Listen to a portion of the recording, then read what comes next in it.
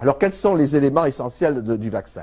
Alors, il y a donc d'une part les bactéries qui vont servir à produire les vaccins bactériens, les virus, et un point important pour ce qui est en particulier des virus, ce sont des cellules eucaryotes, c'est-à-dire que les vaccins sont produits sur des cellules. Alors, tout ceci, dans le cas des vaccins viraux, il faut bien comprendre, c'est qu'il s'agit du vivant.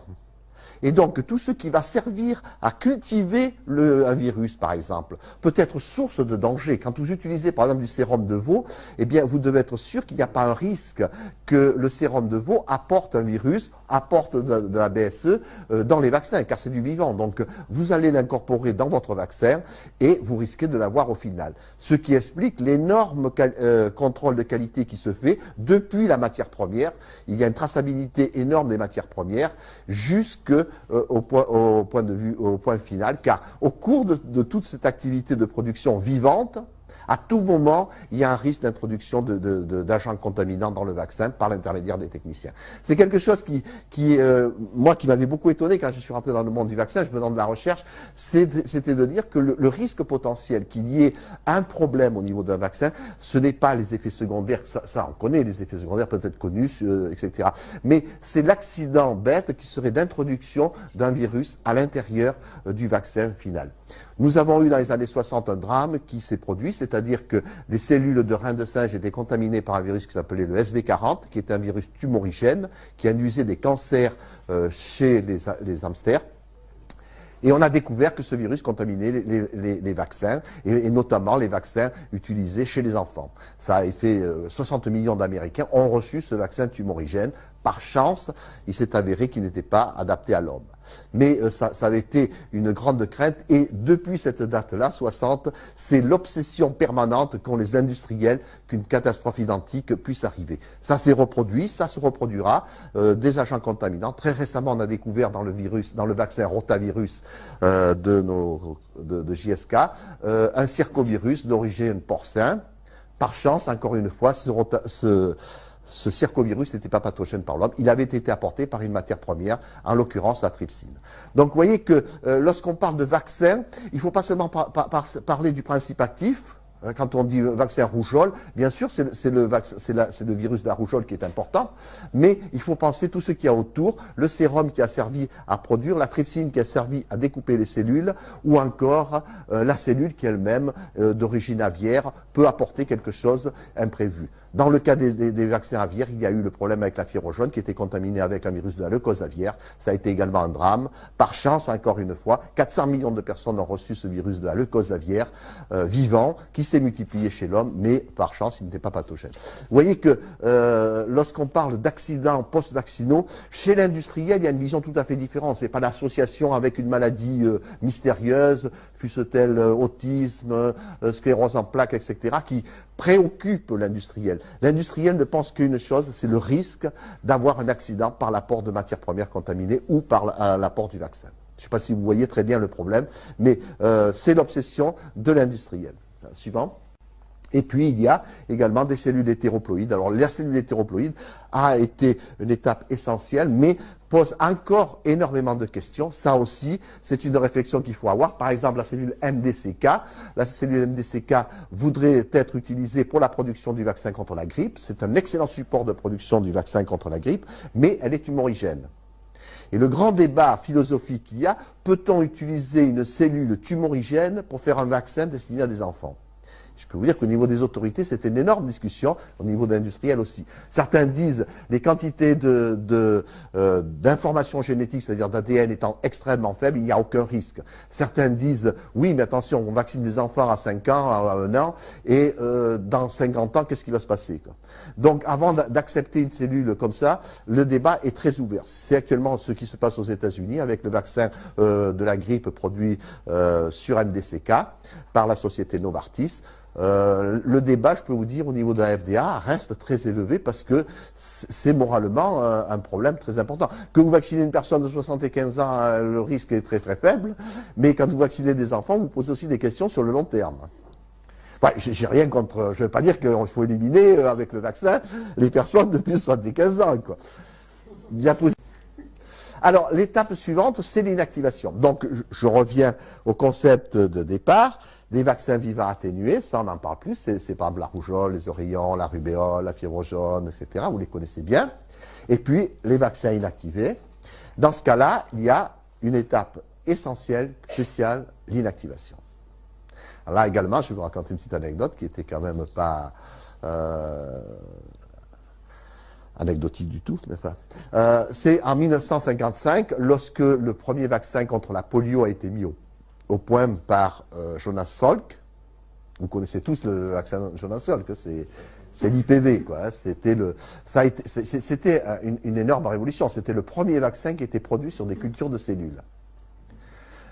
Était produit sur des cellules de reins de singe. Ça avait été une histoire extraordinaire. Vous savez que le jour où Jonas Salk a annoncé ce succès, toutes les cloches des États-Unis se sont mis à sonner. Ça a été un jour de liesse plus important que la fin de la guerre, quoi. Et donc ce vaccin très, très important, malheureusement il y a eu un drame qui a suivi quelques temps après, un vaccin produit par les laboratoires Cutter était mal inactivé. Et il y a eu plus de 270 enfants qui ont contracté la polio, dont plusieurs sont décédés. Vous voyez que des fois on a des sueurs froides quand on fait de la production. Vaccin mal inactivé, Cutter ils ont disparu, quoi. Si quelqu'un, ça arrive, si demain un vaccin rage est mal inactivé, Sanofi, ils s'en vont, quoi. Ah ben attendez. Attendez, ouais, non, vous savez, c'est arrivé pour le vaccin rage. C'est arrivé au Brésil, où il y a eu plusieurs dizaines de personnes qui sont mortes de rage, hein. Alors, petite histoire, concernant la fièvre jaune, c'est assez intéressant parce que ce qui s'est passé, c'est que pendant la guerre, l'armée américaine avait décidé de vacciner tous ses soldats qui partaient, ainsi que les Anglais. Les Français, non, mais j'ai de peine à avoir beaucoup, c'est pour ça.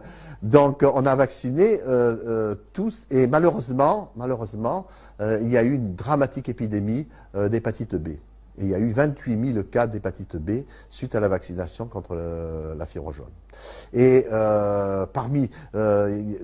c'était incroyable parce qu'il y avait des sous-marins dans lesquels il y avait une épidémie d'hépatite B, etc. Ben, ça ne se déclarait pas évidemment tout de suite. Et parmi les gens qui ont été vaccinés, il y en a eu un qui était très fameux, c'était Churchill. Churchill a été vacciné avec un vaccin fièvre jaune contaminé par l'hépatite B. Alors, son biographe disait que vu l'état du foie de Churchill, qui était pas, c'est un miracle que la guerre n'a pas basculé. Il a fait une hépatite inapparente. Mais enfin, la guerre aurait pu changer là. Vous voyez que les vaccins peuvent avoir des conséquences sur l'avenir du monde. Maintenant, rapidement, pour finir, je veux dire comment faire un vaccin. Alors, c'est ça qui est très intéressant, parce que comment faire un vaccin, c'est qu'on ne sait pas le faire. Non, mais surtout qu'à la télé, ça va passer partout, ça. Non, mais vous allez diffuser, comme ça tout le monde va savoir que j'ai sorti aller, non? Bon. Bon, comment faire un vaccin? Alors, c'est ça qui est le plus intéressant, c'est qu'il n'y a pas de recette. Chaque fois qu'il y a un virus nouveau qui arrive, c'est un problème. Comment développer un nouveau vaccin? Le meilleur exemple, c'est le VIH. Quand le VIH est arrivé, en 2004, Robert Gallo et toute l'équipe américaine avaient dit on a le virus, dans 2 ans, dans le vaccin, banal, on va cloner l'AGP 120 et puis on va faire un vaccin. 30 ans après, il n'y a pas de vaccin. Et c'est ça qui est assez intéressant, c'est il n'y a pas de solution miracle pour produire un vaccin. On ne sait pas vraiment comment. Historiquement, c'est qu'un vaccin qui ne marche pas dès le début, on n'arrive pas à le faire marcher par la suite. On a par exemple le paludisme, ça fait X années. L'herpès, les premiers vaccins herpès qui avaient été faits dans les années 60, l'herpès, ça ne marche toujours pas. Je ne vous parle pas de la syphilis, etc. Mais ce qui est assez étonnant, c'est que lorsqu'on bute sur un vaccin, on a extrêmement du mal à récupérer la suite. Et ce qui est intéressant, c'est que généralement les vaccins marchent très facilement au premier coup, comme l'hépatite B. L'hépatite B, c'est assez extraordinaire. Vous voyez un petit fragment de protéine qui vous protège un organisme comme le foie, quoi. C'est quand même assez extraordinaire. Eh bien, là, l'hépatite B, ça a marché au premier coup et ça a marché très facilement. Donc, ce qui est assez étonnant dans l'histoire des vaccins, c'est que généralement, quand on lance un vaccin, ça marche très vite. L'hépatite A, etc. Si ça ne marche pas, c'est dur, ça devient dur. Pourquoi? Je pense qu'une des raisons essentielles de l'histoire du vaccin, c'est qu'on ne comprend pas comment marchent les vaccins. Tout simplement parce qu'une fois qu'un vaccin a été mis au point, plus personne ne s'intéresse au vaccin. Et si bien que de nos jours, lorsqu'un virus nouveau apparaît, on ne sait pas comment les autres vaccins ont marché et est-ce qu'on peut s'inspirer d'autres vaccins. Je pense que les progrès, si on veut faire des progrès dans l'avenir dans le domaine de la vaccinologie et des vaccins nouveaux, c'est d'étudier d'abord la réponse immunitaire. Parce que cette histoire de dire j'ai un virus, je l'inactive et j'en fais un vaccin, on voit très bien que si ça marche, ça marche pas, on ne sait pas quoi faire. Le VIH, on ne sait vraiment pas quoi faire parce que on se retrouve devant une situation inédite, c'est-à-dire la protection de l'immunité mucosale. Jamais on a pu faire un vaccin avec une protection mucosale, que ce soit contre la syphilis, que ce soit contre les gonocoques. On n'a jamais pu protéger tout simplement parce qu'on met toujours la charrue avant les bœufs, c'est ça, hein. Et donc, on ne connaît pas comment marchent les vaccins, et chaque fois qu'il y a un vaccin, on voudrait trouver une solution. Alors,